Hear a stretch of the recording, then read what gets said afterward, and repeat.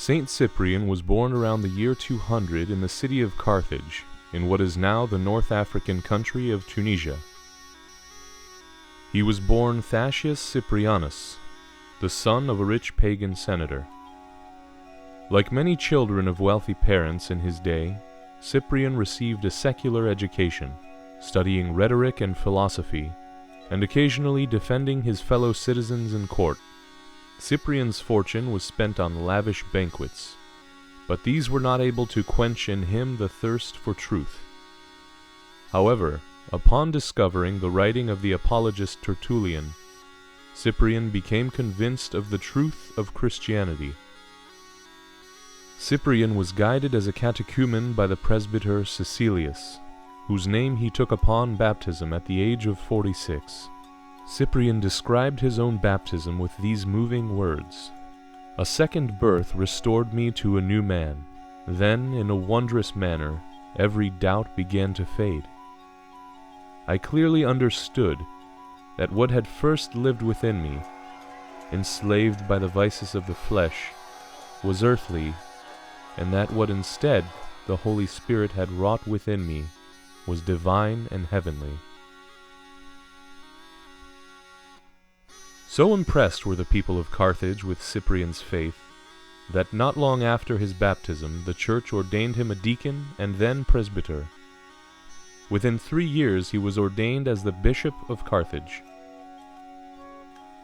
Perhaps Saint Cyprian's greatest legacy is his teaching on the unity of Christ and his Church. When the priest Novatian attempted to split the Holy Church by declaring himself Bishop of Rome, though another bishop had already been elected, Cyprian fought against the schismatics.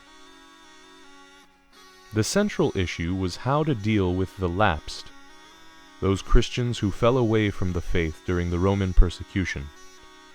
While Cyprian believed that they could be brought back into the church after a time of penance, Novatian did not. Cyprian defended his views in a series of encyclicals that later became the book On the Unity of the Church. In it he reminds all Christians that he can no longer have God for his father, who has not the Church for his mother. Cyprian calls Christians to cling to the Church, the bride of Christ. A hymn in Cyprian's honor recognizes his great wisdom and love for Christ's Church. We honor thee, O Cyprian, as a true shepherd, who with your sacred words and divinely wise doctrines has shown us the boundary stones making out the one Church of Christ. Even unto death did you bear witness with courage, wherefore we extol you as a hierarch and martyr. Entreat that we all be saved. Cyprian was also steadfast in the face of persecution. When he refused to sacrifice to the pagan deities and instead firmly professed Christ, the proconsul banished him. Returning after a year, he was soon imprisoned and put on trial. On September 14th, 258, he was examined and sentenced to die by the sword. His only answer was, "Thanks be to God." The execution was carried out in an open place near the city where a vast multitude followed. Saint Cyprian removed his garments, knelt down and prayed.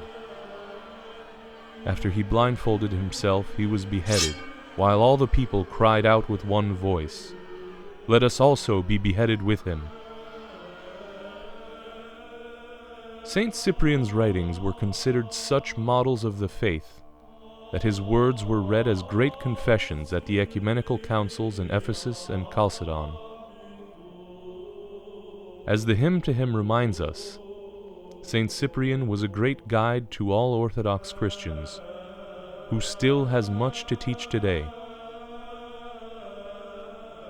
Guide of orthodoxy, teacher of piety and holiness, luminary of Carthage, God-inspired adornment of confessors, O wise Cyprian, by thy teachings thou hast enlightened all, O harp of the Spirit. Intercede with Christ God, that our souls be saved.